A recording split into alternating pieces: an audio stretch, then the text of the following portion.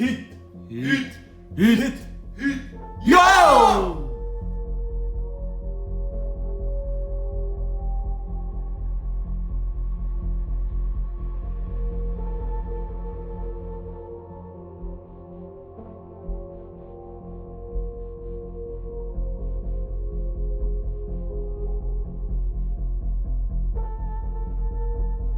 Ja! Gamerboy!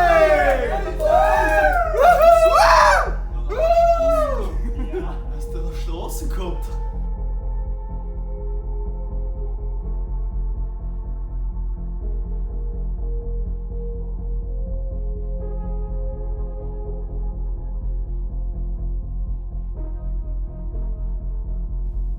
Hold! Hold!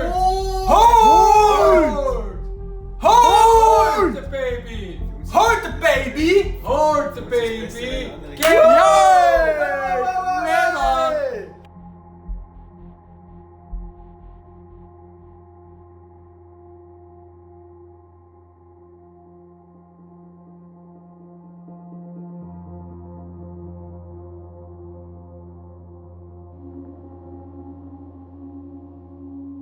Hold!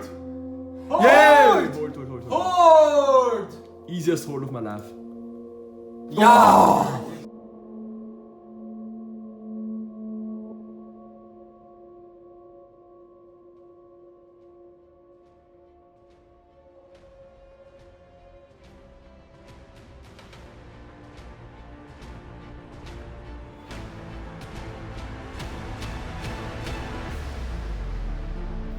Hold!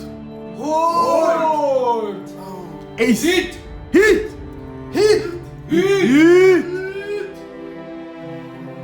Get there, come on, get there. Ace jack, ace jack. Ace jack.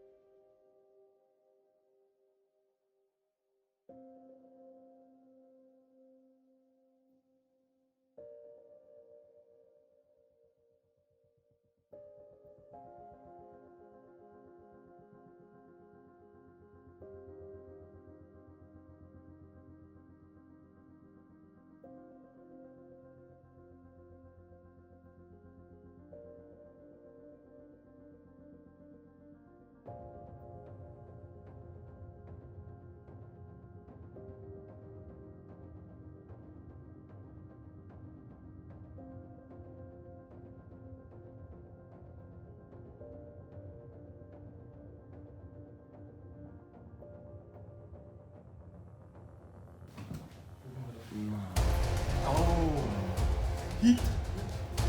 7-4. 7-4. Queen 7-4, Queen 7-4. No.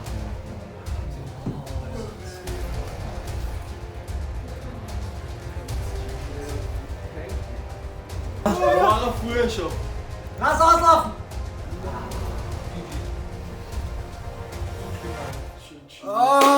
Guter Score, Bruder. GG.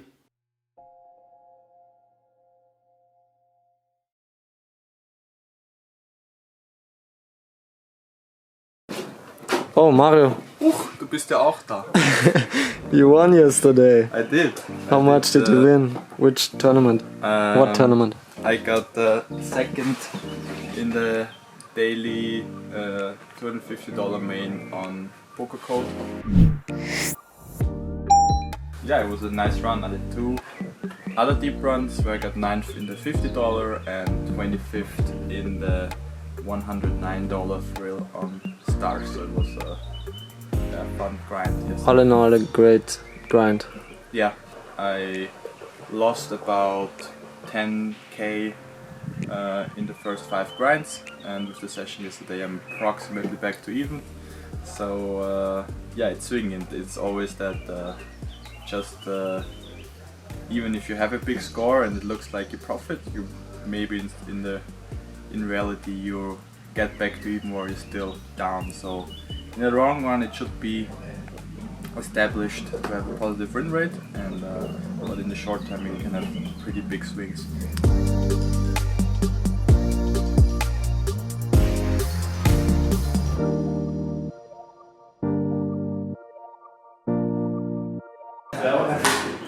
Der Akkus. Und wir schon im Grind, servus. Ja.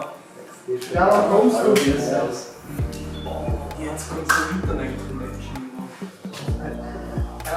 I think we're back, I'm back to break even with the score yesterday. So, yeah. And how the started goes? Really good. Like we started insane amount of pre-flop ranges, and I think we're pretty spot on now, at least with open raising. And we started yesterday with all the resources, calculator, quizzes.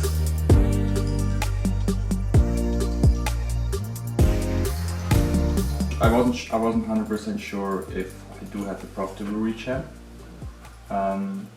and that's the reason why I thought it's close. I'm pretty sure I jam ace 10 and ace 9 very comfortable, and fold ace 6. And I would suggest that you run it in HRC, because that's a good guideline. If you jam, for example, let's say pocket A or pocket sixes to pocket jacks, all suited aces, all suited broadways, take a look if that's too loose. Maybe that's too loose, because then you need to think, okay, you cannot jam every suited a6 anymore, or maybe jack 10, queen 10 suited is also too weak. So I would start going in HRC, get a feeling of how loose you can actually jam here, and based on that learn how aggressive you can approach certain spots. And then the weakest ones or the closest jams I either use as 3-bet bluff, but I want to have the ace. Yeah. Or call if it's like Broadway heavy, high cut heavy like king queen. Yeah, sounds good. Or just fold also. It's really not attractive to call here, especially with 4 or 5 BBs stack is almost unplayable post flop. You face so often decisions for your tournament life which you really can't face. Okay. If you have 30 BB, you can be a lot more open to calls. Yeah. Because then you're not playing for your stack so often. You can afford a pre-flop call, you call a flop C, but you invested maybe 4 big blinds. So if you have a stack of 30, that's not so much. But if you have 20 BB and you invest 4 or 5, it's already a quarter of your stack into the middle on the flops, so that's the issue. Exactly what happens on the flop. I check, and now the big blinds leads out for exactly half pot, and I have him tagged as a maniac. He played very aggressive and weird lines, so I did not expect to have fold equity against him anymore if he starts leading out on this flop.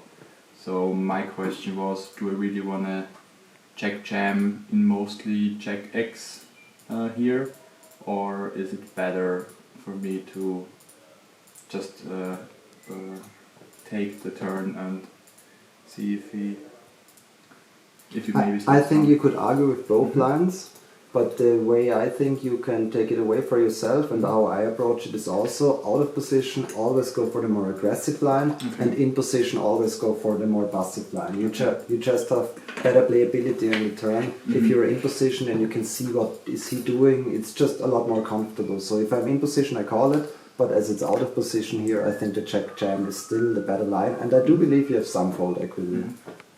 And then it came to this spot, the dynamic changed a little bit. It was like he had a small chip advantage in the spots where he could be way more aggressive than he was. And now he has like a clear chip lead, so I still should have called. How tight would you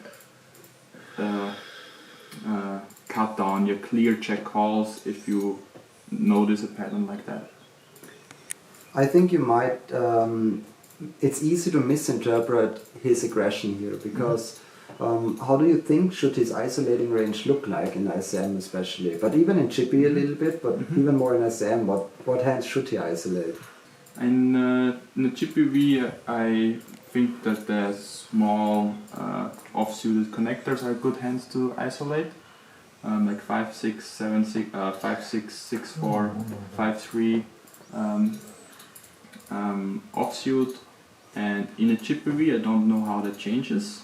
I've watched a lot of players go really aggressive in the big blind in this class. I suggest you just open our range viewer and you take a look at 30 big blinds and see what is the ISO range against the small blind limp.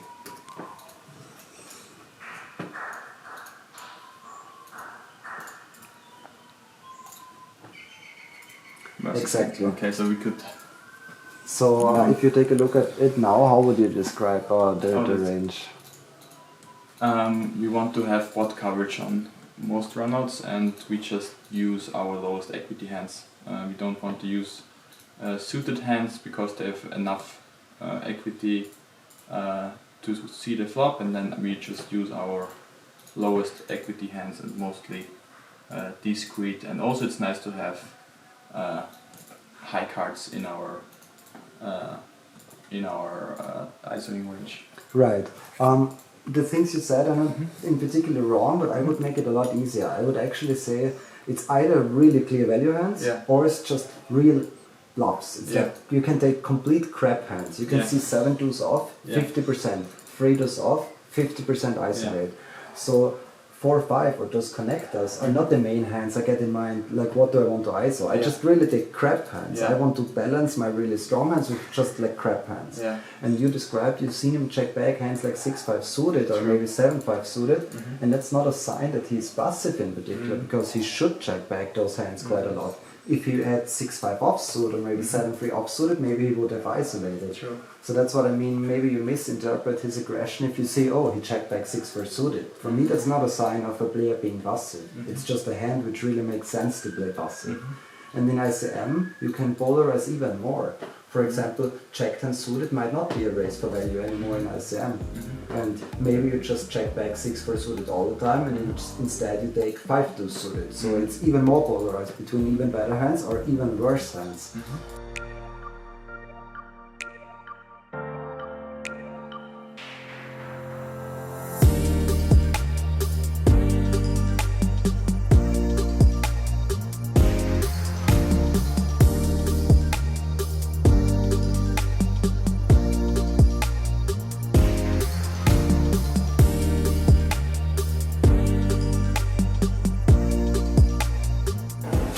So we are now starting DTO.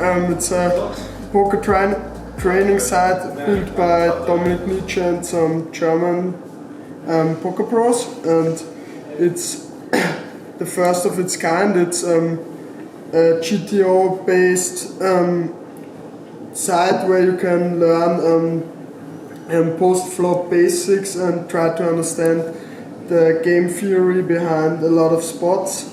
And it's, I would say, the best tool available in the app market to study poker on. You play hands against the GTO bot and get immediate feedback what would be the game theoretical optimal line. And so it's really easy to just show maybe instant play, or we can just instant play one hand. So here you see the situation. This is a single raised pot, low check against small blind. We play out of position, and so we have two options: to either lead or check. And in this situation, what would be our play? And I think it's pretty clear that we should check. I think so too. The button decides, and now we have a position between fold, call, raise, or all in. What are the lines? And I think we on have the to flop peel one. it's one call exactly. It was already a mistake. You can probably just fold. You can see the evaluation. It's a clear fold on the flop. So it's 100% fold. Yeah, so it's just a fold. And we are all fish. Okay. So we now decide between check, bet small, or bet big. I think it's a small bet. I think so too. I think so too. And the big bet folds, and it was easy because the big bet just had an easy fold, so he had excellent on that spot. Gut gespielt. Thank you.